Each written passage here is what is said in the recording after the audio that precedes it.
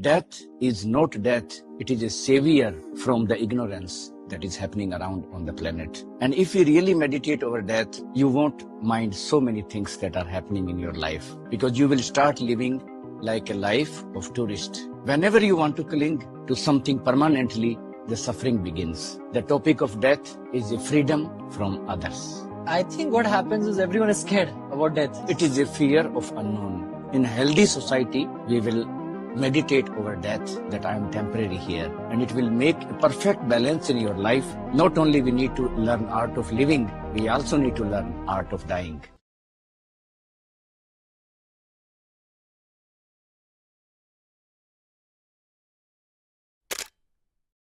Namaste Hero. Namaste, namaste. Very nice to see you again in Bali. Again, this is so happy and so nice to see you back again in Bali. We are here for part 2 and really excited to see you here today. And there are so amazing topics that everyone has requested, and that's why I wanted to deep dive into it. People already know you, you're already famous, you're already all over. So I don't think so we need any introduction for you. But I think we can just directly jump on the topics. So there are some interesting topics that I want to ask you about. The number one, and people have been talking it about a lot, is death. What do you think about death? What does death mean to you? My spiritual journey began with the death meditation. So this is one of my very intimate topic that I meditate every day, and one of my strong meditation that I'm leading, as I spoke also last time, it is death meditation. Because as my master used to say, death is the only thing that is certain in everybody's life. And if we really meditate over death, if we imagine that we are temporary here, you won't mind so many things that are happening in your life, because you will start living like a life of tourist. Whenever you want to cling to something permanently, the suffering begins. So for me, death is not death, it is a savior from the ignorance that is happening around on the planet. So one time somebody asked my master, how not to waste our life? And simply he say, start meditating over your own death. Because in death meditation, when I practice or when I share with people, there is one stage where we imagine our own funeral. And also we imagine that everybody that you know in this world is standing there and came to say goodbye to you. And in the end of your funeral, everybody is gone home to sleep, and nobody is with you, and your funeral is going on.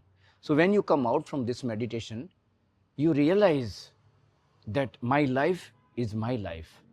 And all the people who are trying to control, to give you fake advices even, or try to tell you to reach somewhere, they are not going to come with you. So you should not bother too much about what other people think about you. So death meditation for me, the topic of death is a freedom from others. Wow. But I think what happens is everyone is scared about death. Is it because of the society's conditioning, or is it because it is like that? You know, because I know very beautifully said, and I also believe what you say. But for a lot of people, it's like, oh my God, how can I believe that? You know. So how do you say? Is it conditioning that has made everyone think this? It is a fear of unknown. Imagine when we meet people in our life, how quickly we exchange each other's name. Hello, I am this and you.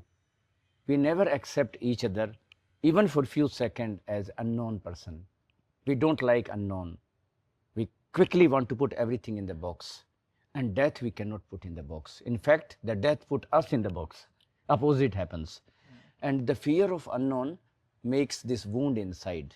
And we never want to talk about it. So that make it more dark. In healthy society, not only we will celebrate happy birthdays, also every year we will meditate over death, that I am temporary here. And it will make a perfect balance in your life. Not only we need to learn art of living, we also need to learn art of dying to balance. Otherwise, always we are chasing the dreams and desires, thinking it's eternal. But if you meditate over death, if you become friendly with it, that's my work, is to make people friendly with the ultimate let go. Wow, very beautifully said. Art of dying. I don't think so anyone has ever thought about this line also, which is very interesting. So when you say art of dying, and there are very many ways to do it, one of them is meditation. What are some other ways to really, like, people can get tips in their life and they can understand? What do you think other things? Meditation will give you understanding. No? Purpose of meditation is not relaxation always. Many times we think, I just want to meditate to relax. Okay, this is a superficial benefit. But meditation, of course, will help you for relaxation. But the deeper meaning of meditation is the awakening. So meditation relaxes you on the same time, but also wakes you up on the same time, that you start things as they are, without projection, without imagination, and without conditioning. First time you become deconditioned from the lies, so you can see the truth as it is. And what about, which kind of meditation would this be exactly? Shiva has given 112 meditation methods.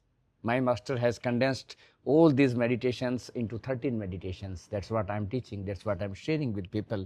So according your personality type, you should find right technique for you. If you don't find your technique, you might waste months and years going in a direction that's not going to bring flowering to you. Some people like you and me are full of energy, lots of dancing, laughing, giggling, hugging, connecting. We are this kind of expression we have. So for us, active meditation good. Some people already very introvert. They don't like to connect, they don't like to dance, they don't like to express. They can do passive meditation such as a vipassana. Sit, watch your breath. But we cannot sit and watch for too long because we have so much energy, we have so much fire inside. We have to dance, we have to laugh, we have to run. I'm so happy because now you put an open mentality in your life as well, and the people who are watching as well. It's like so interesting because a lot of people, they follow one path and they ignore others. But so good, you say just be open, understand yourself, and whatever resonates with you, then choose that, which is really amazing. Because a lot of experts I've seen, and they are like saying my education or my expertise is the best. But I'm happy to hear that it's not that way, so which is very great.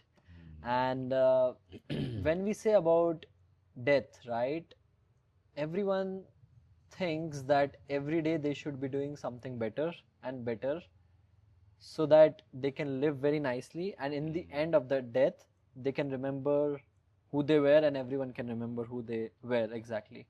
So how they can make everything so much better in their life through meditation? Again, third eye meditation, death meditation, and what is this death meditation technique? Yeah, so the way you will live your day, you will enter in the sleep like that.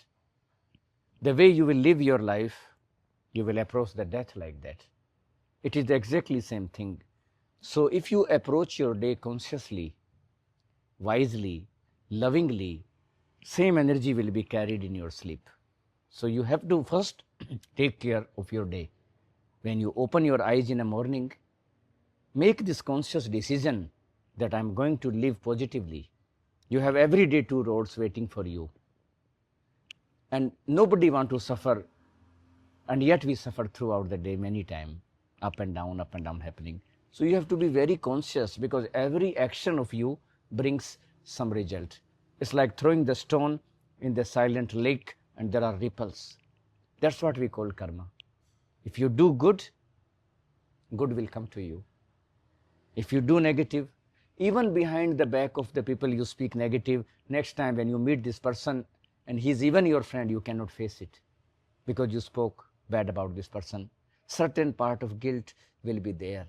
So you should definitely stop being negative and speak bad about other people.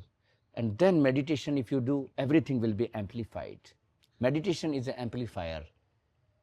So be positive, be kind, be generous, and meditate at the same time, so this greater quality will be amplified in you.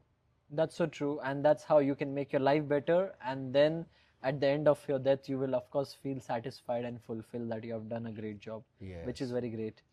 when you were saying about suffering, one of my friend, he had a girlfriend, and what had happened is she is not talking to him anymore.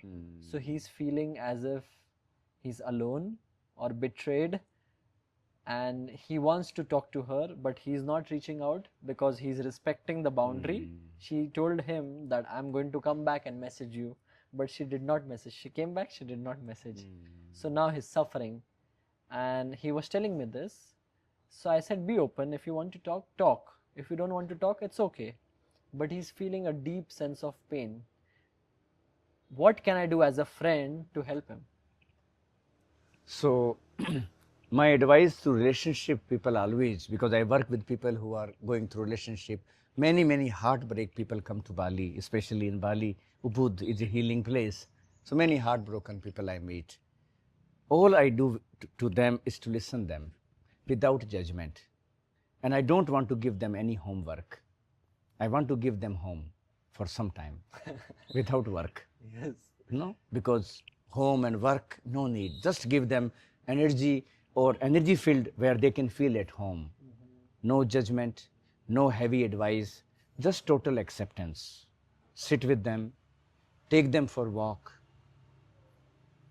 And without even saying them, if you are a positive person, they slowly, their frequency will start changing. And the natural understanding will come to them, okay, if something is not working for me, perhaps it is not for me. And you can slowly, again, the practice of death meditation is to let go, is to let go. Letting go is self-love too, because you will cling to something that is giving you pain. You are biting your own skin. So letting go also is a self-love, especially letting go of something which is not serving you anymore. Do not cling to it for that long time that after you will think it is clinging to you. But little bit more awareness, you will say, actually, I am clinging to my problem, pain, suffering. So we have to see this thing clearly so we can let go and be free. What about if this person is, of course, I'm sharing my presence, I'm Yeah. of course feeling as home to this person, but if this person is constantly, this friend of mine is constantly telling me about his problems, his situation, and again, so what do you think? Should I take a step backward and make a boundary where, otherwise I will also fall down into that trap? Is that correct? Is it okay, or am I doing something wrong? No, there's no right and wrong. Intuitively, you have to sense how long you can spend with this person, and is this person is willing to come out and change. If they are not willing to come out, then you will be drained so strongly and used to fill his loneliness. So you need to help those people who are trying to get help. If they are trying to bring you down, then you leave them, and sooner or later they will understand why nobody want to spend even 5 minutes with me. So you have to find your intuitive move around it. So that brings me to the point of loneliness. What do you feel for the people who are out there? Some of them really feel lonely. What's the definition of loneliness, first of all? Yes. So if you see my expression in my social media, one of the topic I speak about aloneness. And I want people to understand that aloneness is your strength, not your weakness. Because when you are really alone, you are fully connected with the God. In the crowd, your energy field is very weak if it is not right crowd. If it is a spiritual crowd, you will get power, you will get strength, you will get nourishment, you will feel like you have something very strong. But if you are with the negative people or just people who are trying to fill their loneliness, loneliness is negative, aloneness is positive. Loneliness, people will use each other to feel that we are together. An alone person will come to share the light with you, not to use you. The alone person can be alone and content, and of course alone person also would like to meet other to feel this energy of sharing, and you will never feel drained by this person. You will feel your energy level is either neutral or it went up because this person is happy to be with oneself. So loneliness is negative. So my advice to lonely people is to move out from the loneliness, meet people and take a risk. Do not feel that whole world is against you and nobody likes you. This is only in your mind. But if you go with this idea, before somebody rejects you, you are rejecting yourself already. So how you are going to meet anybody? Because you are feeling in your egg so strongly, and then you say, I'm depressed, I have ADHD, I have no one to talk to. You need to come out from it. First, loneliness should be moved to the gathering, meet people, meet community, do meditation, do yoga, do practice, smile at other people, connect with animals, children, trees, find a way to open up a little bit. And after some time, when your loneliness is gone, togetherness is matured, first time you find out yourself that you are always alone. And aloneness is your power, your strength. So loneliness to togetherness, and togetherness to relaxation and total acceptance of being alone. Like that, I would say 3 steps. That's so amazing. I really love the concept. And going from there, I want to ask you about solo traveling. And I want to connect through my story and ask you, as I've been coming now to Bali and I've been doing solo traveling, and it's been so much fun. Because today I was sitting in a restaurant and I met this person from Turkey, and he had his friend, and his friend stood up and he went out, and I'm asking him why. So he said, do you know the best part about this? I said, what? He said, I was doing solo traveling before, but now I'm traveling with him. So he said solo traveling is best because I can take my own decisions, I can eat wherever I want, however I can go. And that time it clicked me. I was like, yes. Because to me also solo traveling is really great. I really believe that I can explore the world more and I can vibrate more when I'm solo. But a lot of people, they are scared. They said, how I can do that? How I can go alone in a new country or a new city or a new town or a new area? And they're scared about the food, the people, which for me is just like very open, so I can just go and adapt the culture. But what's your advice to people like these? Because they are now stuck in the fear and they are saying different kind of reasons. What's your answer to them? I would say, with my own experience, that solo traveling is a soulful traveling. When you travel solo, you travel alone, so many possibilities are open for you. There are so many benefits of solo traveling. I can write so much about it because from age of 16, I was traveling alone. And now whole world is my friend just because I was alone, not with a group of people, not traveling with so many friends. So everywhere I go, I make friends. Everywhere I go, I'm open to connect with people. Otherwise, if I'm sitting with the 5 people, no new energy can enter and talk to me. I'm just part of the crowd.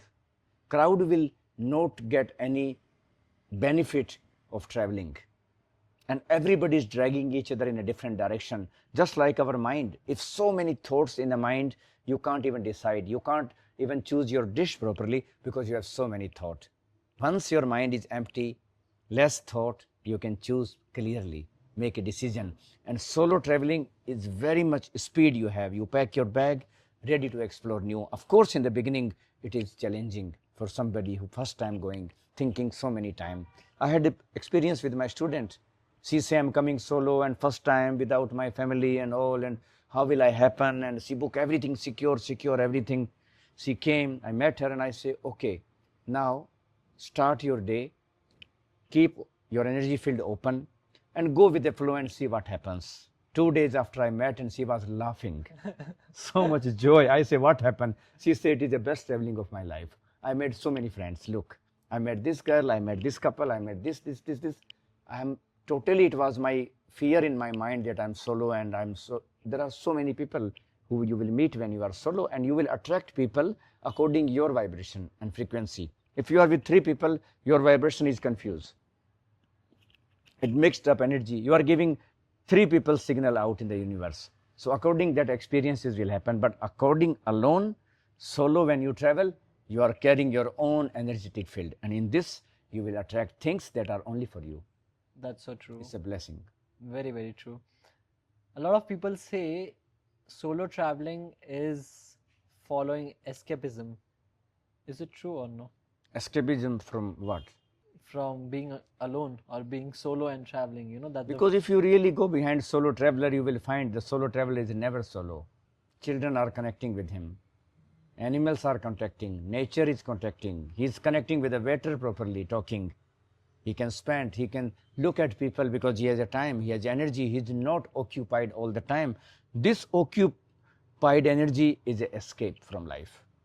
that's so true. It is opposite.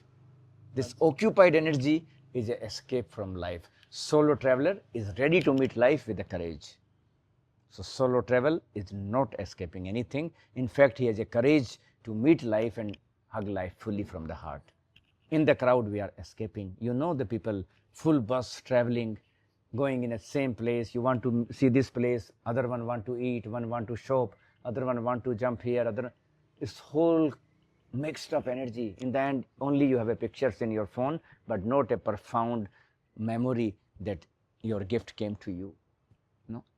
That's so true and correct, because like for more than 8 years I've been traveling solo, and sometimes when I felt that I've been traveling with groups, I felt different. I was like, because they do the same things that the tourists do, and I don't feel that I'm a tourist. I feel I'm a resident of each country. Yeah. So otherwise it's just watching the famous places and go high and buy, Yeah. which doesn't make sense, because you have to understand the essence of the energy of that beautiful place. Be there, be with people, random people, strangers, smile, talk, Yeah. make some fun, and just live. And that is only possible when you little bit relax your own family, so you can connect with the bigger family. In India, we have a mantra, Vasudhaiv Kutumbakam. That whole world is my family. But that's only possible if you relax your own family little bit. Not to make it too personal, too tight, too tense, everything is my box and this is it. No, you relax a little bit this. This mother also look like my mother. I can connect with her. This man also has this vibration of my father. This farmer also look like my grandfather. Why don't I go and shake my hand or hug him even one time? So you need to start seeing your family member and their heart in so many people. Only then you will feel Vasudhaiva Kutumbakam. Otherwise you will be stick with one family, one box, one house. That's it. You will never open. So when you travel alone, yesterday you remember we went in the restaurant and the guy came. He was open, humble. Solo traveling will make you humble. Otherwise you are carrying your own bodyguards with you all the time. So true. Now solo travel, the boy was very humble. He came to us. He was curious. He was standing and he was like, who are these people? He wanted to connect. If he is with the three friends, they will not let him come. Even he wanted to talk, he would not have a courage to come because they are talking, he's engaged, he's occupied. So he cannot listen his own need. In solo traveling, you listen your own need, your own flow, and after some time you realize it is so much fun to meet similar people like you, and your joy become double. You multiply your joy. I'm not saying that solo traveling is a lonely travel. No, it is full of togetherness, but same people who has the same interest, like-minded togetherness. Solo traveling is going to bring to you. That's nice. Solo traveling is soulful traveling. Soulful traveling, soul. If you want to connect with your soul, pack your bag, travel solo. That's so true. In India, we call it pilgrimage. Exactly. Pilgrimage. Why? You walk alone, you start feeling divine is helping you, the God is contacting you, the people are giving you food, shelter, everything. Only one solo journey, a one solo pilgrimage can give you so much that no school can teach you, no trainings can teach you. Life will teach you the lesson because you are alone, moving with the trust, faith, and humbleness and kindness. So true. What about healing? What's the most and the biggest lie about healing in today's day and age? Healing should not come from the ego. If healers say, I am the healer, I am the best healer, let me open your chakras, let me do this for you, let me do this for you, this is not healing for me. Real healing for me is so passive. The presence of you is a healing. My master used to speak about Buddha, that when Buddha used to go from one village to other village, so many kilometers, people will feel happy. That field for me is a healing field. And when healing become business, when healing become some kind of manipulation, it's no more healing. It is your own ego game you are playing. You are satisfying your own self that other people are getting benefit from you. Maybe they are in a very hard and bad condition and they need some support. So real healing comes without healer. Very interesting, very amazing. Now, when you talk about the meditation that you do, can you quickly tell us the steps or like the pointers that you go through your meditations? Because one that I really love is laughter meditation. My favorite. And I'm like so curious all the time because the other day I was laughing and doing laughter meditation. Some people were around and no one was laughing, right? And then I hyped up the whole room and I started laughing crazily because what I believed is the act of laughter is equivalent to just laughing itself. So I was like, let's go for it. Yeah, since 20 years I am teaching laughing meditation. Wow. One of the most difficult meditation to lead because people are hell serious. Especially when they come for a spiritual gathering or meditation, they are so uptight, like they want to get something from this thing and they want to control the light, the love, the peace even. And laughing meditation makes you so loose, like a child. If we lose quality of inner child, we lost so much in our life. If inner child you cannot connect inside, no meditation is going to work on you, because the essence of the meditation is to achieve back that quality that you have lost, that you had as a child. So those who are playful, those who can laugh, those who can cry, those who can dance, those who can even become stupid. This world is enough of clever people and it leading us to fucking war. I wish people will be more stupid, more light, more easy, more dancing, more laughing, and that is going to give you the opening and people will be living very peacefully.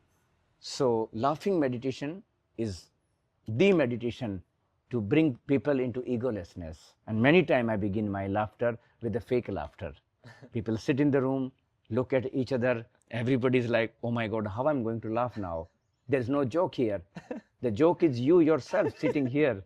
Yes. What you are seeking is already in you. This is the joke. Get it? How many pilgrimages you need to do? How many mountains you need to climb to find yourself? Don't you get this ultimate joke that you have already in it? So let's laugh about it. And everybody go into the crazy laughter. So true. So beautiful. So true. And after those people who are really have resistance in the beginning, they laugh the most. Yes. Because laughter is repressed. So laughter come up. Then they cannot stop laughing. And I have to tell, please stop, it's over. It was just a small test. They say, no, we don't want to do anything. We just want to laugh. So one laughter coming here, one here, one here, one here. It's moving like this. And many times I think I just want to wait when laughter will stop naturally. Then I can go further, but it never stops. That's so true, because It when never I was stops. with you and it was just the time of finishing off laughter and still people were laughing. I was like, that's the real value that you put out there. And that was really amazing. I want to ask you, what's the thin line between when you said being a child and being an adult? Because now we are adult, of course, we need to make some decisions, we need to Yes. help ourselves financially. But I myself want to understand, because I feel I live like a child. But what's that line where sometimes I have to be that person where I'm not a child, so people take me seriously? Yeah. So it's a very beautiful things I will speak now. And if you will able to understand in 2 lines, you will understand this. Be child, but don't be childish. Yes. Only a true mature person can become child inside. Being childish is so easy.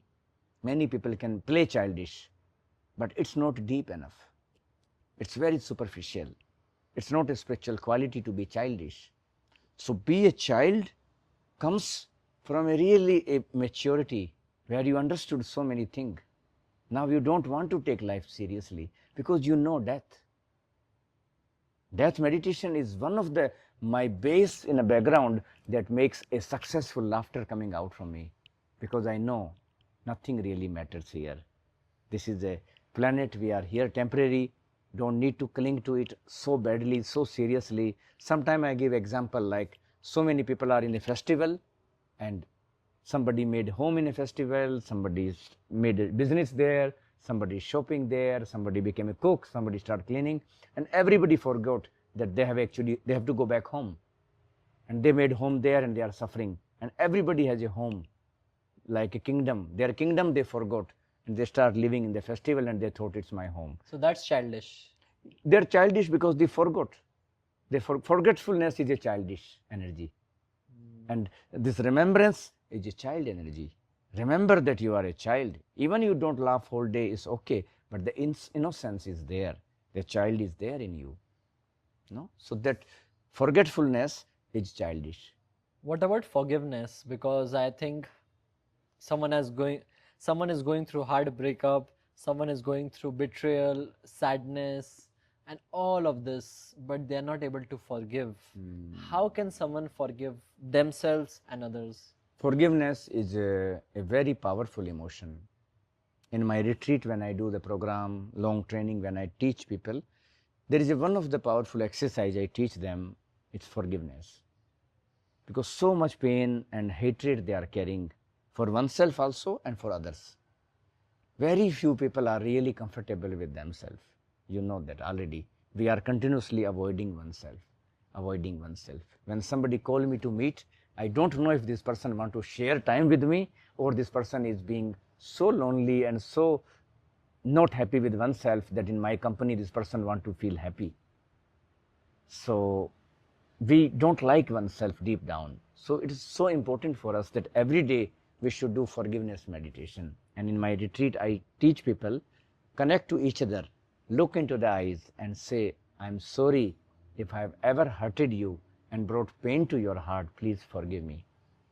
And when you say this to other, I want you to project this on your father, mother, wife, children, the people you work with, animal, roads, car, everybody. I'm sorry if I brought pain to you, please forgive me.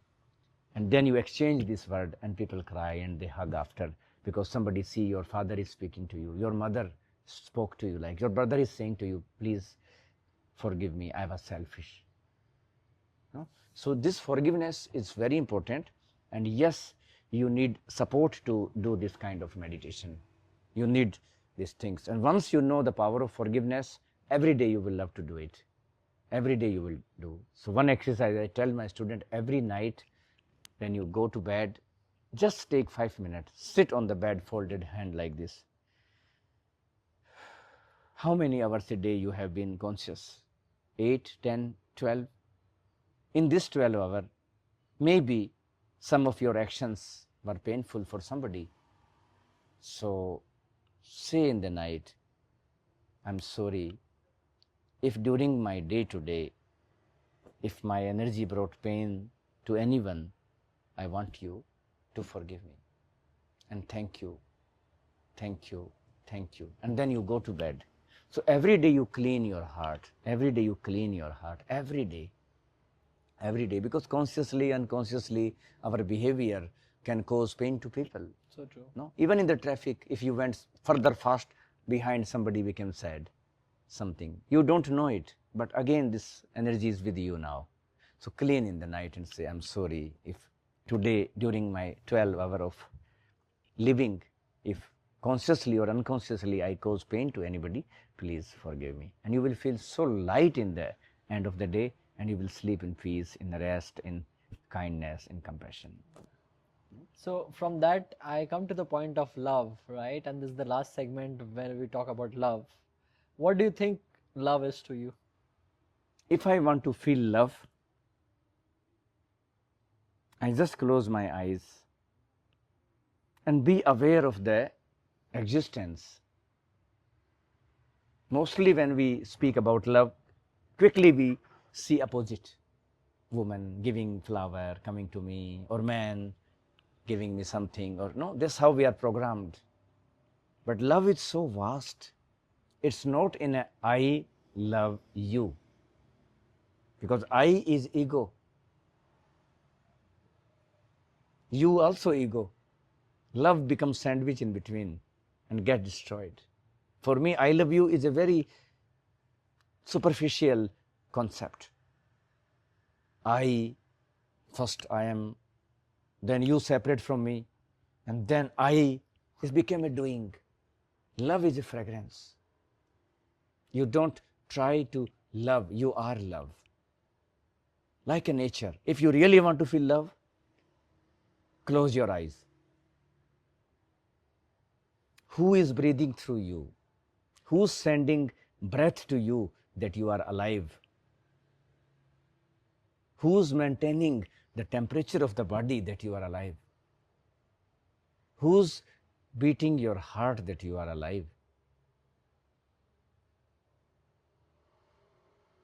And once you know this, you will feel there is unconditional love coming to you through your each cell of the body. Each cell of the body is taken care. But we forget this. We are looking there. Love should come with the flowers and bring to me and say, I love you. You are love, I am love. How we can love even each other? We are love. But in our society, everything is doing.